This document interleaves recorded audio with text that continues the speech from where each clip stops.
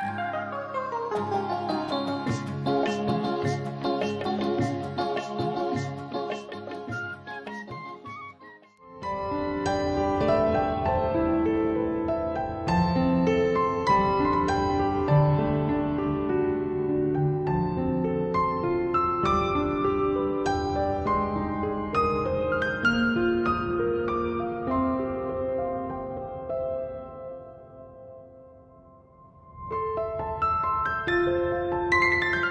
learners, welcome to our English program. আশা করি সবাই ভালো আছেন। বাংলাদেশ উন্মুক্ত বিশ্ববিদ্যালয়ের বিবিএ প্রোগ্রামের ইংরেজি বিষয়ের অনুষ্ঠানে সবাইকে স্বাগত জানাচ্ছি। আজকের এই অনুষ্ঠানে আমি রাফসান মাহমুদ এবং ওপেন স্কুলের ইংরেজি বিষয়ের শিক্ষক জনাব মাসুদ তালুকদার বিস্তারিত আলোচনা করবেন। আজকের যে গুরুত্বপূর্ণ বিষয়টি আলোচনা হবে সেটি হচ্ছে রুলস অফ ক্যাপিটালাইজেশন। আমরা জানি ক্যাপিটালাইজেশন হচ্ছে অ্যালফাবেটের মধ্যে যে লোয়ার কেস এবং আপার কেস হিসাবে ব্যবহৃত হয়। এই বর্ণমালা বা অ্যালফাবেট সেন্টেন্স আকারে আমরা যখন লিখতে যাই তখন এর মধ্যে বড় হাতের এবং ছোট হাতের অক্ষর লিখতে হয়। এটাই হলো ক্যাপিটালাইজেশন। তো ক্যাপিটালাইজেশনটা কি সেটা আগে বোঝার চেষ্টা করব। ক্যাপিটালাইজেশন মানে হচ্ছে আপনি একটি সেন্টেন্সের যে শব্দগুলো থাকে সেই শব্দগুলোতে বর্ণের কোন কেস অর্থাৎ অ্যালফাবেটের কোন কেসটি ব্যবহার করবেন, আপার কেস না লোয়ার কেস, অর্থাৎ একটি শব্দর সেন্টেন্সের কোন জায়গায় তার কি অবস্থান সেই অবস্থানের প্রেক্ষিতে আমরা কিন্তু ওই সেন্টেন্সের শুরুর যেই বর্ণটি সেই বর্ণটি অর্থাৎ শুরুর যে অ্যালফাবেটটি সেই অ্যালফাবেটটি কিন্তু আমরা আপার কেস অর্থাৎ বড় হাতের অ্যালফাবেট ব্যবহার করি, আবার ক্ষেত্রবিশেষ সেটা আমরা ছোট হাতের অর্থাৎ লোয়ার কেস আমরা ব্যবহার করি। শিক্ষার্থী বন্ধুরা, আপনারা জানেন আপনাদের পরীক্ষার মধ্যে একটি প্যাসেজ দেওয়া থাকে, সেই প্যাসেজটি এমনভাবে দেওয়া থাকে যেখানে ক্যাপিটালাইজেশনগুলো আপনাকে কারেক্টভাবে লিখতে হয়, অর্থাৎ ওই অ্যালফাবেটগুলো সঠিকভাবে আপনার ক্যাপিটাল নাকি লোয়ার কেস সেটা কিন্তু আপনাদের লিখতে হয়। তো বিভিন্ন ক্ষেত্রে আমরা বিভিন্ন রকম নিয়মগুলো খেয়াল করি।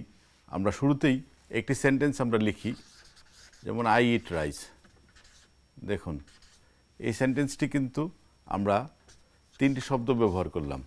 শুরুর যে শব্দটি আই এটা কিন্তু আমরা ক্যাপিটাল অর্থাৎ আপার কেস ব্যবহার করলাম, কিন্তু পরের শব্দগুলোর ক্ষেত্রে দেখেন ই আর এই শব্দগুলো তো লোয়ার কেস অর্থাৎ ছোট হাতের বর্ণ। আমরা কিন্তু সেন্টেন্সের মাঝখানে যে শব্দগুলো থাকে সেই শব্দগুলোতে কিন্তু আমরা ক্যাপিটাল লেটার ব্যবহার করি না।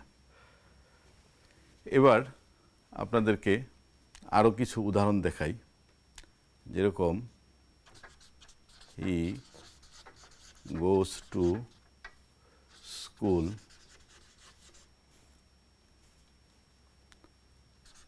I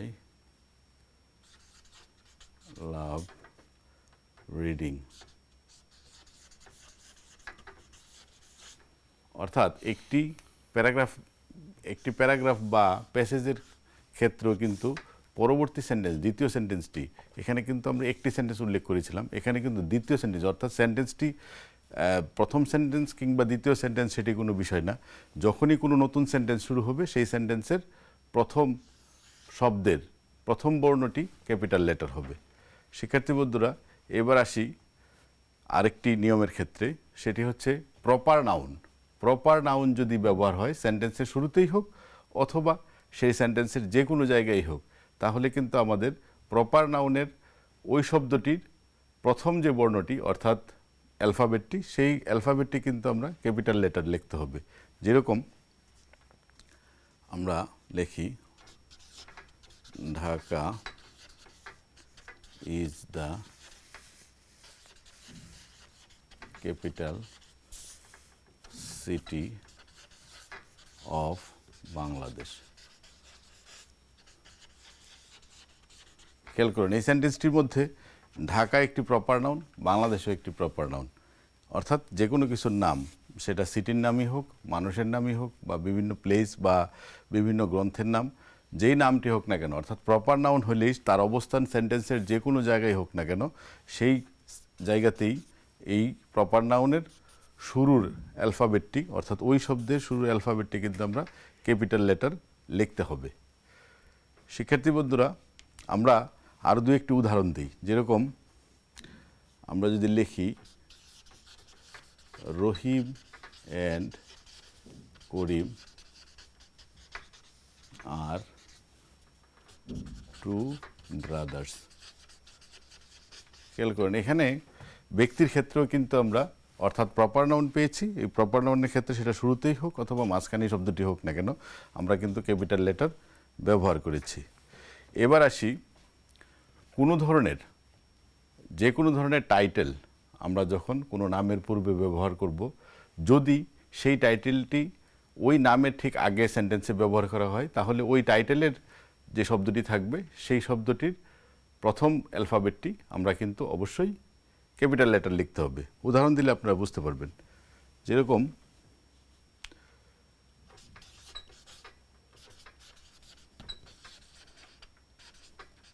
president Donald Trump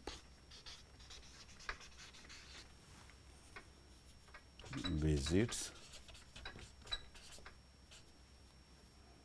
India. খেয়াল করুন এই সেন্টেন্সটির মধ্যে এখানে কিন্তু এই যে প্রেসিডেন্টটি হচ্ছে এই ডোনাল্ড ট্রাম্পের মানে একটা টাইটেল, অর্থাৎ এই ব্যক্তিটি কে, সে হচ্ছে একজন প্রেসিডেন্ট এবং এই তার টাইটেলটি কিন্তু এই প্রেসিডেন্ট কিন্তু আমরা যদি সেন্টেন্সের মাঝখানেও থাকে, যেরকম আমরা যদি লিখি পিপল অফ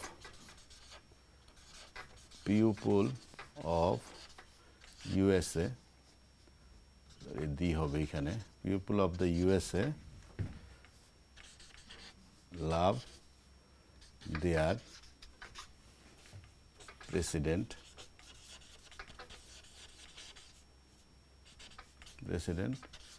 ডোনাল্ড ট্রাম্প। খেয়াল করুন, কিন্তু যদি এখানে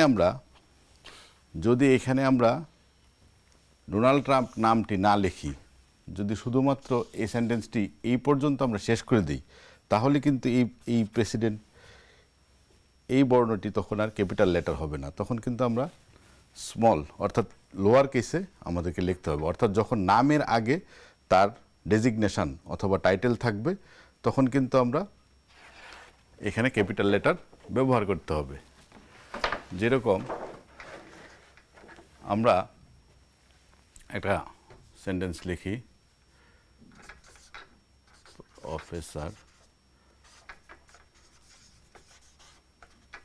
প্রফেসর ইকবাল।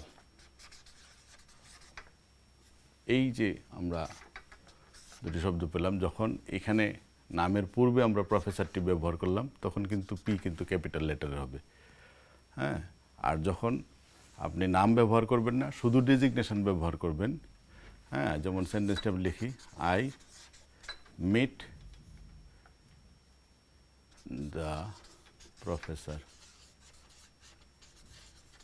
এখানে খেয়াল করুন, এই শব্দটি কিন্তু আমরা প্রফেসর লিখলাম, কিন্তু যেহেতু এখানে পরে নাম নাই, তাহলে কিন্তু আমরা এটা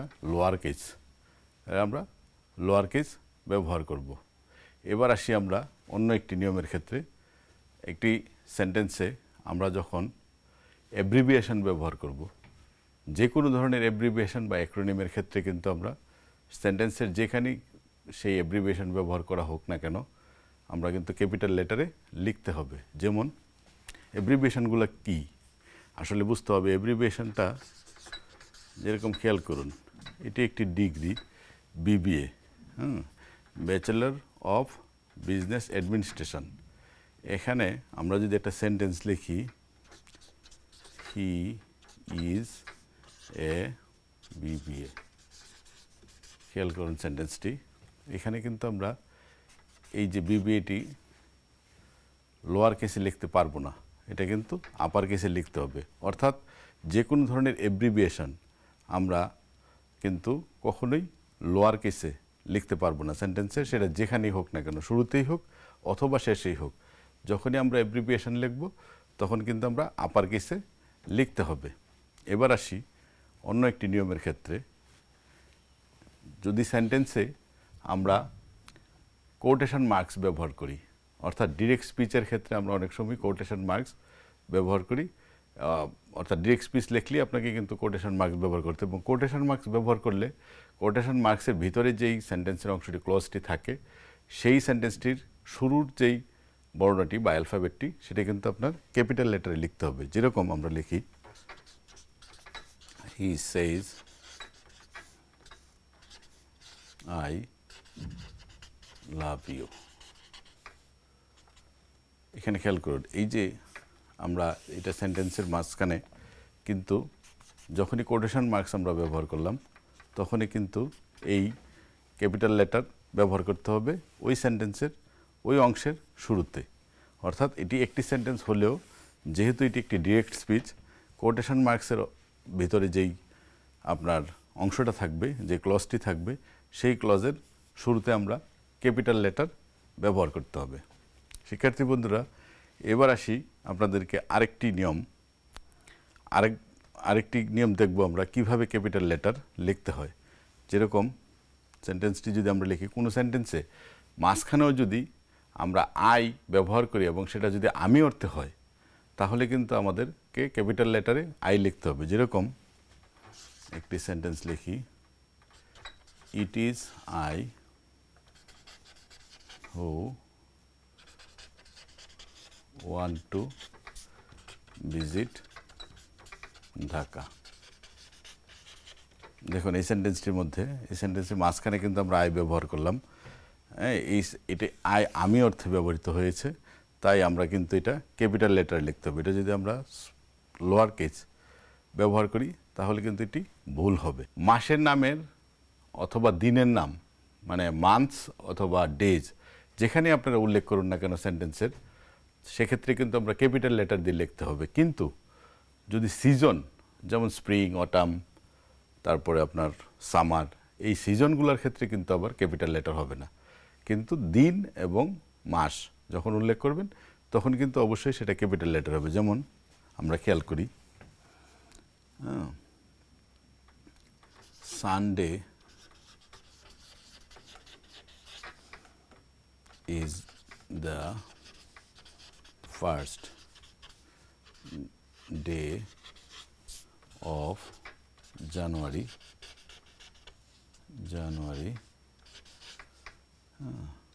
which is winter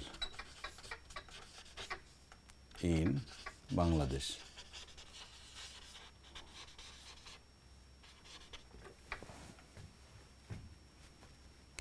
First day of January this ইয়ার, এখানে দিস ইয়ারটা লিখে দিলাম। দিস ইয়ার কেন লিখলাম? কারণ সকল জানুয়ারির কিন্তু ফার্স্ট ডেটা সানডে হবে না।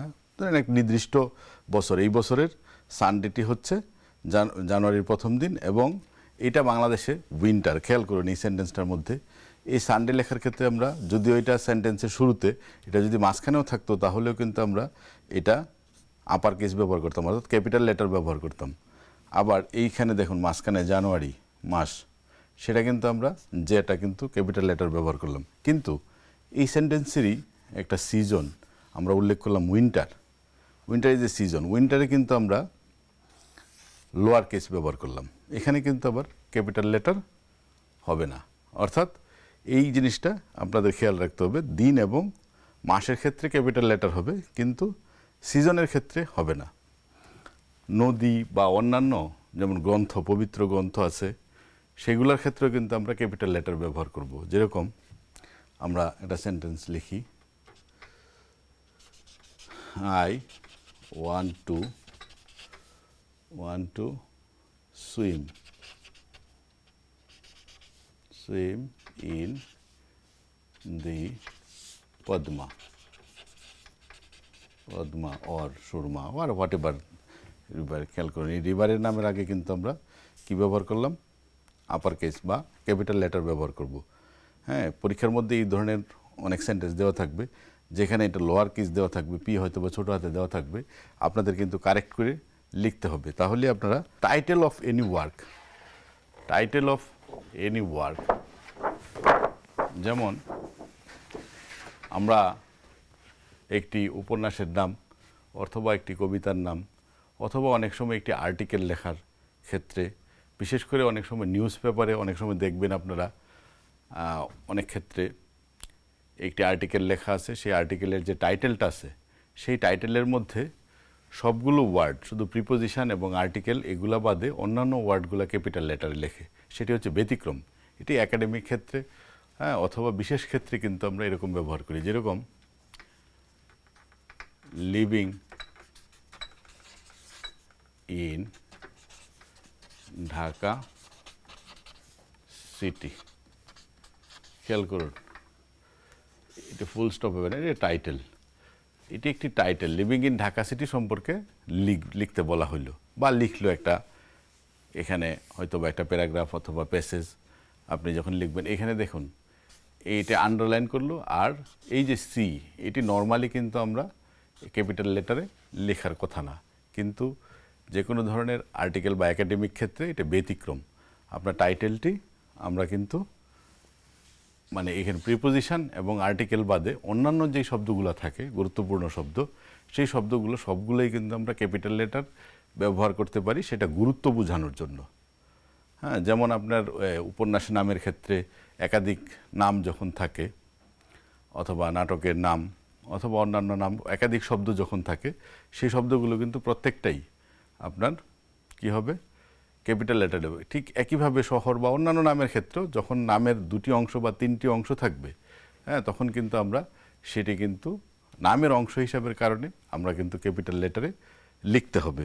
এই হচ্ছে মোটামুটি ক্যাপিটাল লেটার লেখার একটি প্যারাগ্রাফ, অথবা আপনি যে কোনো প্যাসেজ লিখেন বা লেখেন, সেখানে আপনি ক্যাপিটাল লেটারগুলো কিভাবে সেন্টেন্সের বিভিন্ন জায়গায় বিভিন্নভাবে ব্যবহার হয়, এগুলো যদি আপনারা খেয়াল করেন, তাহলে কিন্তু শিক্ষার্থী বন্ধুরা আপনাদের পরীক্ষায় বিশেষ করে দেখবেন অনেক সময় পাংচুয়েশন মার্কস এবং ক্যাপিটাল লেটার আর ক্যাপিটালাইজেশন সেটা একসাথে থাকে, আবার কিছু কিছু ক্ষেত্রে আলাদাও থাকে। হ্যাঁ, কোনো সময় 5 মার্কসের থাকে ক্যাপিটালাইজেশন শুধু একেবারেই আলাদা, আবার কোনো সময় 10 মার্কসের যখন প্রশ্ন থাকে তখন কিন্তু আমরা দেখি পাংচুয়েশন এবং ক্যাপিটাল মার্কস, অর্থাৎ ক্যাপিটালাইজেশন এবং পাংচুয়েশন মার্কস, সেটা কিন্তু আমরা একসাথেও দিয়ে থাকি। অর্থাৎ আপনাদেরকে প্যারাগ্রাফগুলো ভালো করে কিভাবে সেন্টেন্স আকারে সেন্টেন্স লিখতে হয় এবং সেন্টেন্সগুলা কারেক্টভাবে বিভিন্ন জ্যোতিচিহ্ন এবং ক্যাপিটালাইজেশন, সেই দুইটা জিনিসই আপনারা ভালোভাবে পড়বেন, তাহলে কিন্তু পরীক্ষার ক্ষেত্রে আপনারা অনেক সফল হবেন। আশা করি আজকের এই আলোচনা ক্যাপিটালাইজেশন নিয়ে আপনাদের পাঠ গ্রহণে সহযোগিতা করবে এবং আপনারা পরীক্ষায় ভালো করবেন। সকলকে ধন্যবাদ জানিয়ে আজকের মতো এখানেই শেষ করছি। প্রিয় শিক্ষার্থী বন্ধুরা, বিবিএ প্রোগ্রামের জেনারেল ইংলিশের ইউজ অফ ক্যাপিটালাইজেশন সম্পর্কে আপনারা বিস্তারিত আলোচনা দেখলেন এবং শুনলেন। পরবর্তী ইংরেজি প্রোগ্রাম দেখার জন্য আপনাদের আমন্ত্রণ রইল। সবাই সুস্থ থাকুন, এই আশাবাদ রেখে আজকের মতন এখানেই শেষ করছি। ধন্যবাদ সকলকে।